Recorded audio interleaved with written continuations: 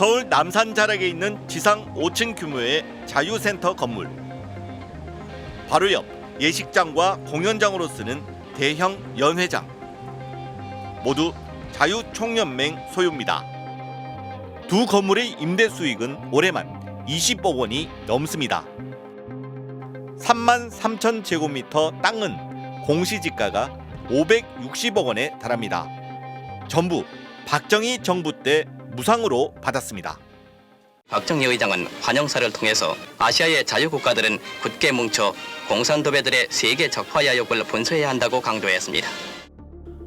자유총연맹은 한전 자회사인 한전산업개발의 최대 주주입니다. 지난해 배당금으로 21억 원을 받았습니다. 중앙정부와 지방자치단체가 주는 보조금은 해마다 100억 원이 넘습니다. 올해 138억 원입니다.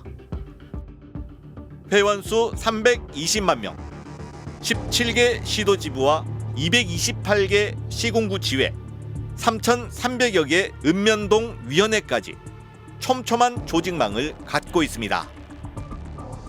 자유총연맹은 이런 막강한 자금력과 조직을 이용해 선거 때마다 집권당의 친위대 역할을 한다는 비판을 받습니다.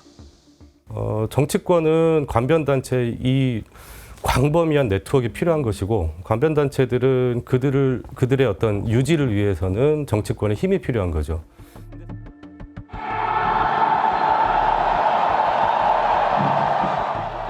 박근혜 대통령 탄핵 촛불 집회가 한창이던 2017년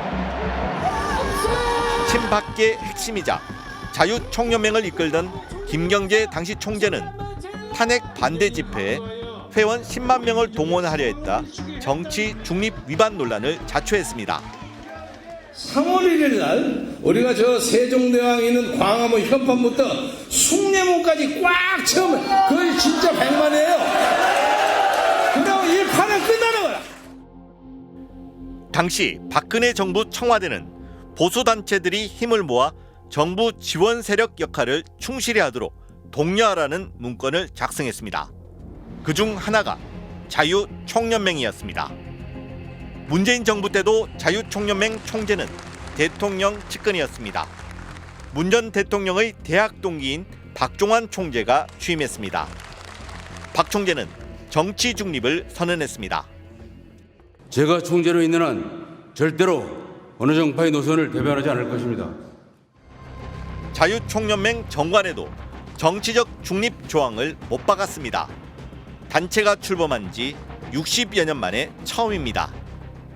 집권당에서 정치 중립을 하자고 그러는데 얼마나 좋아라고 그랬겠어요. 다 환영하고 박수치고 정치 중립에 대해서 너무너무 기뻐했죠, 회원들이. 그런데 지난 3월 자유총연맹이 정치 중립 조항을 삭제했습니다. 외부 인사들로 구성된 정치중립위원회도 해체했습니다. 강석호 신임 총재가 취임한 직후였습니다. 강 총재는 국민의힘 전신인 자유한국당 소속 3선 국회의원 출신입니다. 윤석열 대선 캠프에도 몸담았습니다. 선거에 개입 못한다고 돼 있잖아요. 그런데 왜 이거를 우리 한국자유총연맹 정관에 넣어? 우리가 사업을 행함에 있어서 그래서 이거는 너무나 우리를 옥죄는 거다. 행정안전부는 정치중립 조항 삭제를 2주 만에 승인했습니다. 선거법으로 충분하다는 이유를 댔습니다. 이 행위가 적법되고 안 되고는 공직선거법상 기준으로 판단을 하는 거거든요. 반대로 해석하면 정책 중립을 안 지켜도 된다라고 용인해 준 게 아닌가, 주무관청에서 그렇게 볼 수도 있다고 봅니다. 자유총연맹은 왜 정치중립 조항을 없앴을까요? 장철호 사무부총장은 정관을 바꾼 게 윤석열 대통령의 뜻에 따른 거라고 말했습니다.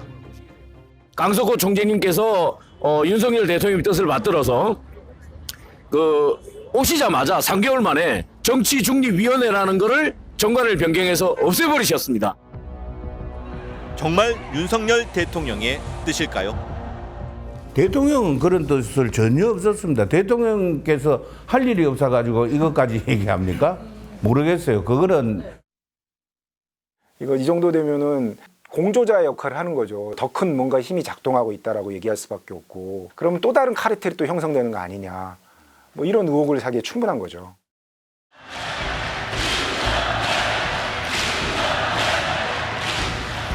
(24년) 만에 자유총연맹 기념식에 참석한 현직 대통령. 자유 대한민국의 발전을 가로막으려는 세력들이 나라 도처에 조직과 세력을 구축하고 있습니다. 우리 한국자유총연맹 회원 여러분들의 용기와 열정을 기대하겠습니다. 감사합니다. 자유총연맹은 이렇게 화답했습니다. 우리 연맹이 다시금 비전과 열정을 기반으로 원칙에 충실한 역할을 할 수 있도록 많은 도움과 지원을 하여 주신 윤석열 대통령께 연맹 320만 회원과 함께 다시 한번 우리 모두 감사의 인사 드립시다. 권력과 관변단체의 유착이라는 어두운 역사가 반복되는 걸까요?